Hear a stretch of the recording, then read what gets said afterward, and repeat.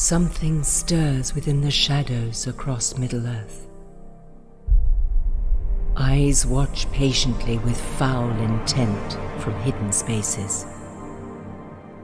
Mouths whisper from darkness to corrupt the minds of the just. Hands reach with greedy fingers from unwatched places to grasp for power and wealth. Who will raise their own light against the spread of this darkness? Who will stand against the unknown danger that creeps ever closer? To where shall we look for heroes?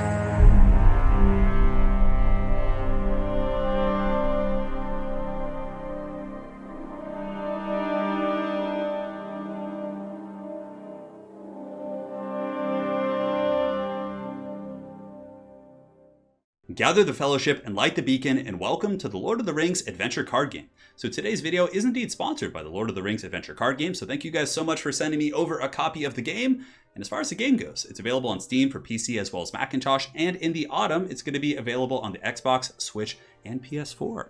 So as far as the game goes, it does have a single player as well as multiplayer experience. For today, we're going to be doing single player, and then for the second video we're going to be doing, we might actually do multiplayer with the glorious Lady Turin, who is a fountain of knowledge as it pertains to the Lord of the Rings, so that will be quite a bit of fun. She knows a lot more than I do, actually, even though I'm quite a fanatic myself. A lot of people actually ask me if my channel name is based on Lord of the Rings, which it's actually not. It's just an ancestral name, but for the sake of this video, let's just say it is. So yeah, single player and multiplayer. So in single player, essentially, you're going to be going through a narrative, challenge, or adventure campaign.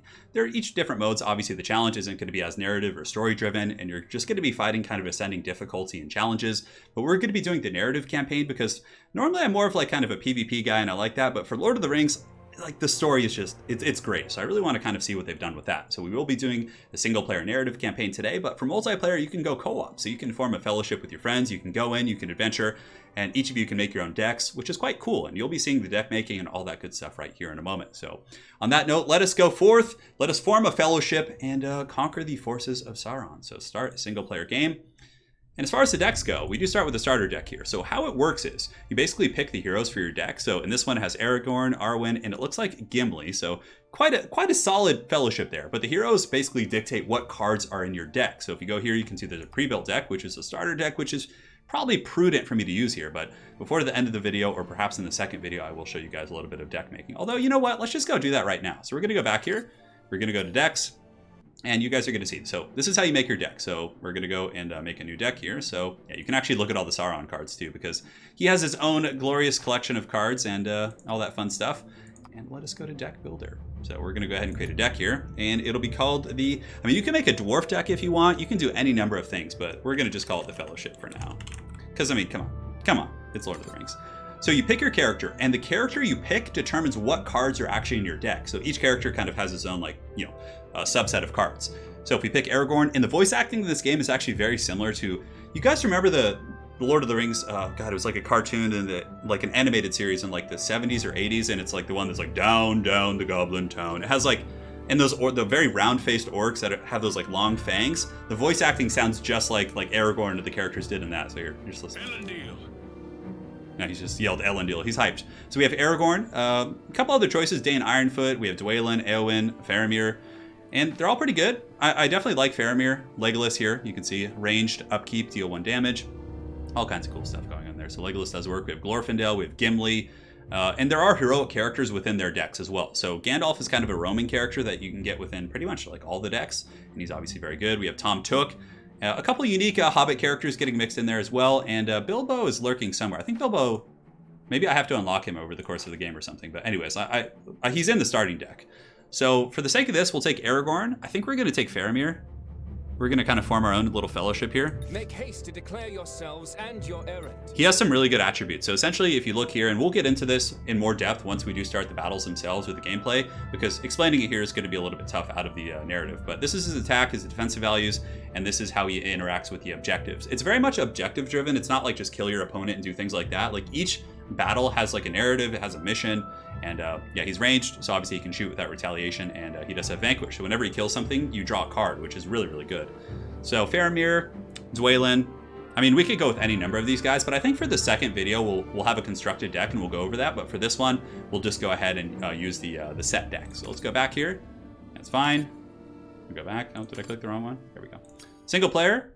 So the tutorial is, I've gone through about half the tutorial. I think I got the grasp of it. And I'm one of those people that likes to just jump in and grind my head against a stone and just kind of learn the tough way. So we're going to start with the campaign, The Shadow's Reach. So we're going to use the starter deck. We're going to go narrative because the story is, Lord of the Rings is just the story, right?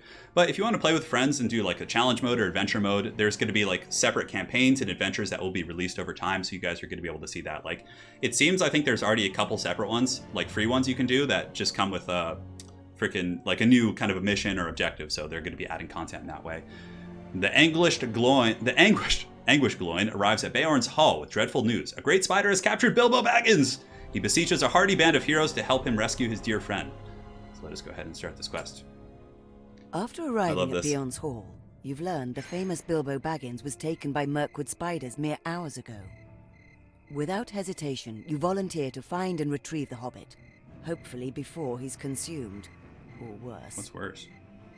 And so you find yourself before Greenwood the Great, that the wary and the wise call Mirkwood. A sleeping evil once inhabited the Greenwood, but was purged many years ago. The forest has since known a period of peace and the return of wholesome life. As the shadows now gather under the trees, you sense a foulness on the air. You fear evil may have returned to this realm. Oh no. Sounds serious. Let us continue. You begin to search for clues as to which direction the spiders took Bilbo. There are ample signs of recent struggle in the small glade, and several of the hobbit's possessions are strewn about. After a few moments, you notice a gleam of metal on the forest floor. Perhaps a sign. You're about to investigate, as several giant spiders creep into the glade.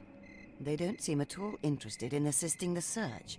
Quite the contrary. Why would they want to help? They probably want to eat us.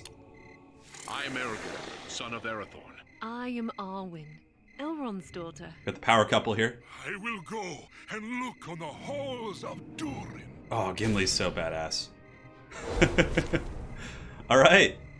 So, Gimli, thank you for your service. Select any cards you wish to change. So this is our starting hand here. So we do have the Guard at the Citadel. He does have Guard, and Guard is a defensive mechanic, and this is a good time to start talking about it. Guard essentially means when you place this character down, the AI can't go after any other characters. They have to attack a Guard character first.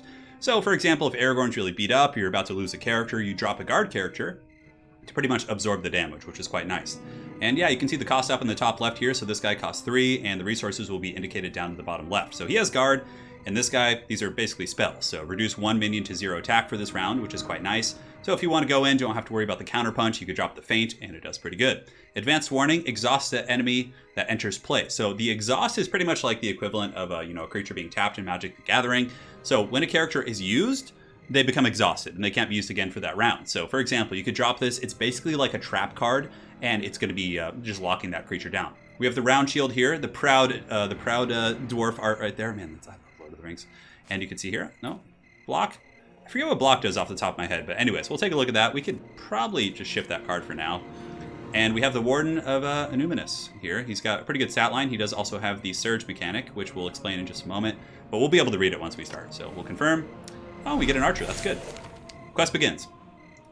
So resolve the Glint of Steel or defeat every enemy in play. So the Glint of Steel right here is the quest. So examine the strange realm, the strange gleam under the leaves. So essentially that we can interact with that. So we can send characters to go do that and rush through it, or we can defeat all the enemies. I think we're going to go to defeat the spiders, but throughout the missions, you'll see here, this is like the quest. It has the little kind of amber icon here, and the willpower of our characters is how quickly they get through the quest. So for example, Arwen will search that and would take it down to 5. But if we do that, when you do a character, it's pretty much going to mean that's our action for the turn. You get one action essentially before the enemy gets to counterpunch. So do we remove the characters, or do we go for the objective? There's going to be, this is a very simplistic mission here, but it does get very diverse in that regard. So here you can see our cards remaining, our current resources, all that good stuff. So we'll start upkeep. It's the beginning of our turn here in just a second. Now it's our turn. So the upkeep is like a phase in which different triggers and effects take place, very similar to other card games.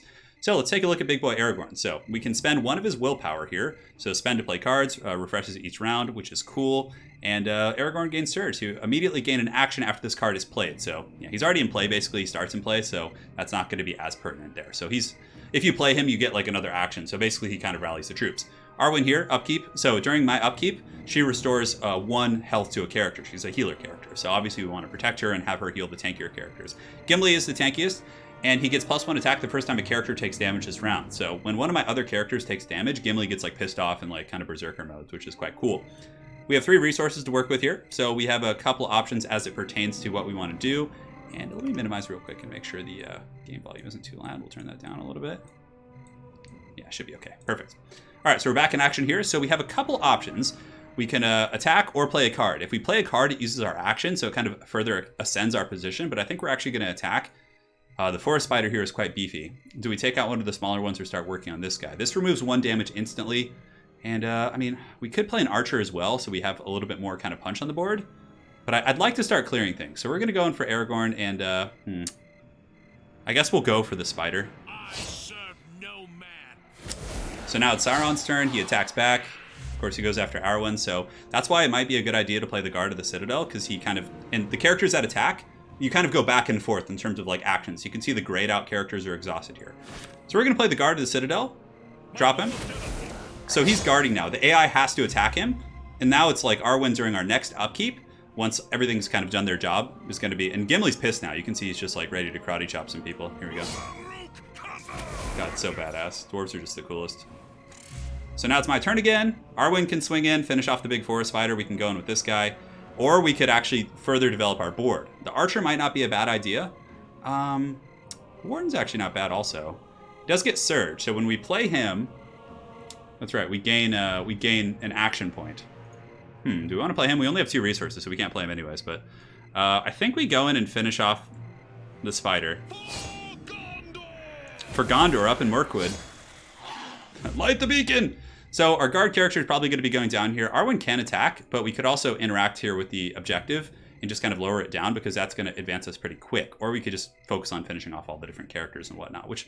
I mean, both choices are feasible. I think we're actually going to play the archer, just to show you guys how this works. So when the archer arrives, it also does 1 damage. Shoot you in the dark. That's right. Boom! Get popped. So the archer does have an ETB effect, or enter the battlefield effect, that does do 1 damage, which is cool. All right, so we have some interactions we could do here. So she essentially advanced our quest line. Hatchling spiders, ready to go. And we could shoot here. The ranged unit can get past guard. So that's how ranged it interacts. So like if they have a unit with guard, you can circumvent it. So do I want to feint? Because if I exhaust the spider here, it means that I probably won't lose my guard unit. Granted, I'm probably going to lose it on the next turn anyways. Reduce a minion's attack to 0 for this round. That's pretty good. So let's experiment with the trap here, the advanced warning. So now the trap is sprung. So the next character, yeah, we lose our guard. That was a little tragic, actually. So we can't interact here, so we'll just kind of work on the one of the weaker unit. Or we'll go for Big Papa, because then Gimli can finish him off next round. The Mirkwood Flock.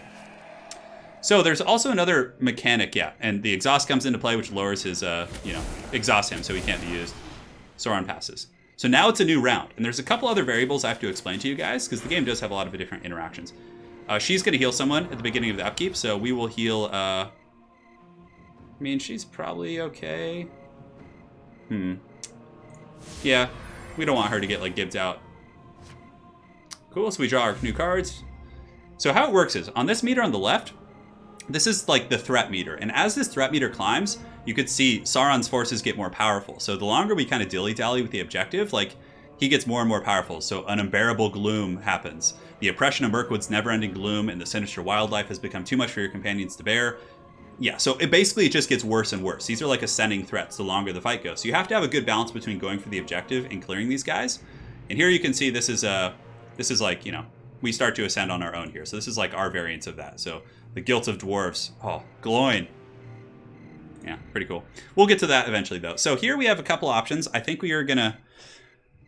What do we want to play here? Warrior's Sword gives +1 attack, which actually could be pretty good.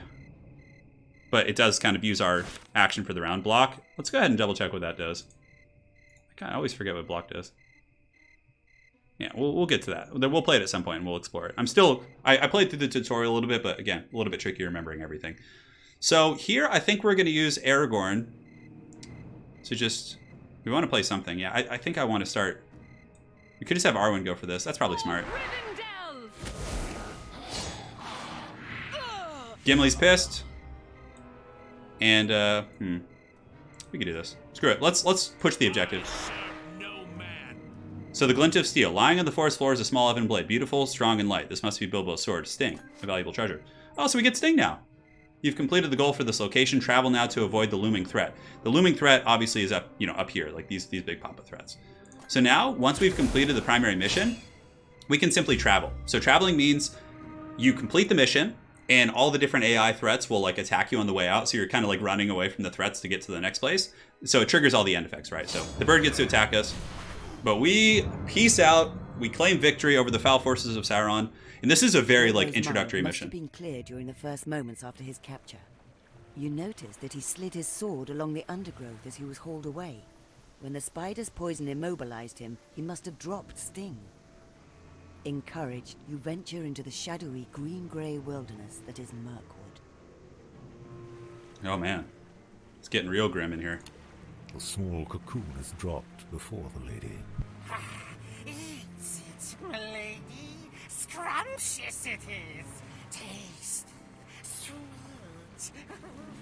The skinny creature squeals in pleasure and anticipation, jumping to and fro on arms and legs as if a spider himself. The creature gives the cocoon a kick. False it is. Baggins. Trickster. Thief. Cheater. Column. Eats it. Eats it. The enormous spider moves to hover over the cocoon. Spear-sized mandibles emerge slowly from its dripping maw. Suck it to bones, milady. No hangingness or dryingness needed. Not like tough dwarfs or tricky elves. Sweet and juicy habbities. Just leave closes, milady. For precious is in its pockets, my precious. The spider monstrosity is about to delve into her meal when a sudden noise is heard from the edge of the lair. Flapping its hands nervously and bobbing its scrawny neck, the creature pleads. Don't listen to the noises, milady. Eat, while habit is warms us. Someone has arrived, and the spiders move to greet them. Here we go. For hours you delve into the menacing forest. Thorny undergrowth and sticky crawlers grab at you as if with minds of their own. A subtle change in the echo of the wood heralds a change in scenery, and you soon come upon a dark, gurgling stream. While the watery smells and soothing sounds relax you, you've been warned not to trust any water in Mirkwood, save for that gathered from fresh rain. The spiders must have crossed the stream by traversing the canopies above, but how will you cross? A nearby dead tree may be the answer. You attempt to push at the dry trunk, hoping for it to fall and bridge the stream. Unfortunately, your efforts attract the local wildlife. Well, seems we're in for a bit of a rumble. So guys, we're going to end the first video here, as you guys got to see the basics and everything. And in this next one, we will be coming back to complete this quest chain. And after that, we'll also go ahead and look at the deck building. And we'll build a deck, and we'll also do a challenge mode, or excuse me, the adventure mode, as well as the harder difficulty, I think, which is kind of like a sovereign quest. So thank you guys so much for joining in this first video. We'll be going over more of the basics, and you'll be seeing a lot more interactions here in the next one. And yeah, the Fellowship shall return. See you guys soon.